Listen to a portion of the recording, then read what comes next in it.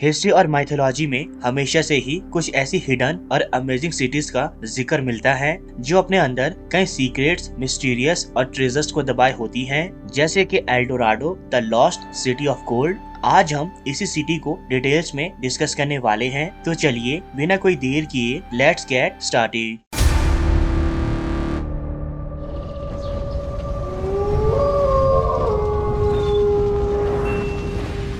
L Dorado एक mysterious lost city of gold है, जहाँ एल डोराडो का मीनिंग है गोल्डन वन और गोल्डन मैन। ये city anciently kings of northern Andes tribes Muisca के अंडर थी, जो कि 600 to 1600 एडी के दौरान यहाँ रहा करते थे और अपने गॉड्स को vast amounts of gold offerings दिया करते थे। एल डोराडो का actual meaning the lost city of gold नहीं बल्कि गिल्डेड वन या द गोल्डन वन है, जो सिटी के ऐसे चिफ्टेन के बारे में बताती है जो रिलीजियस सेरेमनी से पहले खुद को गोल्ड डस्ट में कवर कर लेता था। एल डोराडो के लेजेंड ओरिजिनली म्यूजिका ट्राइब से आते हैं, जो कि आज के कोलंबिया का इंडिजीनियस ग्रुप था।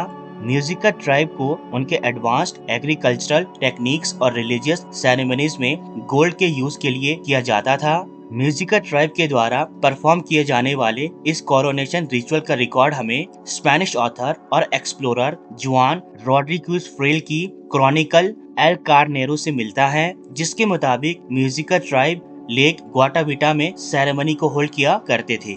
ये लेक प्रेजेंट डे बोकोटा के पास लोकेटेड है, जो डार्क फॉरेस्ट से घिरे एक क्रेटर में सिचुएटेड है, जो यहाँ परफॉर्म किए जाने वाले रिचुअल्स को और भी मिथिकल बना देती थी। इस सेरेमनी के दौरान न्यू किंग्स नेक्ड होकर अपने आप को गोल्ड डस्ट से कवर कर लेता था और राफ्ट पर अपने 4 attendants gold jewellery, food, offerings के साथ मिडल ऑफ लेक में पहुंच जाता था। जिस रीड राफ्ट पर न्यू किंग सवार होता था, उस पर additional golden treasures, burning incense और ऑफरिंग्स को भी रखा जाता था। जब राफ्ट सेंटर ऑफ लेक में पहुंचता था, तब किंग वाटर में छलांग लगा लेता था ताकि वो अंडर वाटर गॉड को खुश कर सके और अपने ऊपर लगी गोल्ड कोटिंग को क्लीन कर सके। पानी से बाहर आने के बाद उसे next ruler of the people मान लिया जाता था। ये लेजेंड तब सही लगने लगा जब 1856 कोलंबिया में कुछ लोगों को फेमस तुंजा यानी ट्रेडिशनल गोल्डन फिगरिन मिला, जो कि उस गोल्डन राफ्ट से मिलता था।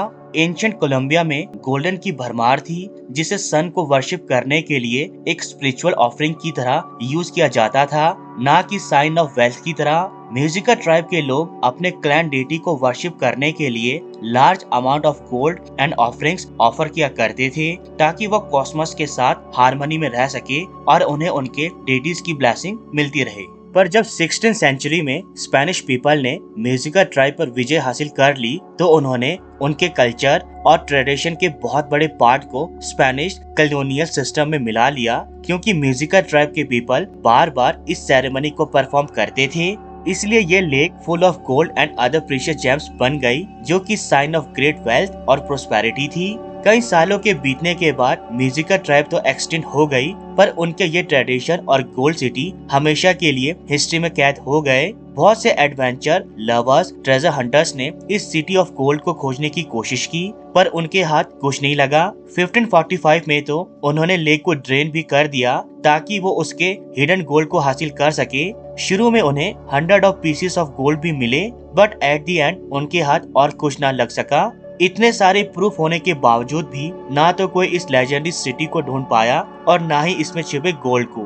जहाँ कुछ लोगों के लिए एल डोराडो एक रियल प्लेस था जो टाइम के साथ गायब हो गया, वहीं कुछ लोगों के लिए ये एक प्योरली मिथिकल लोकेशन थी। तो दोस्तों, ये थी L Dorado the lost city of gold की बैक स्टोरी, जिसे आज तक कोई भी नहीं ढूंढ पाया। आपको क्या लगता है, क्या सच में कोई ऐसी सिटी एग्जिस्ट करती होगी? कमेंट सेक्शन में जरूर बताइएगा।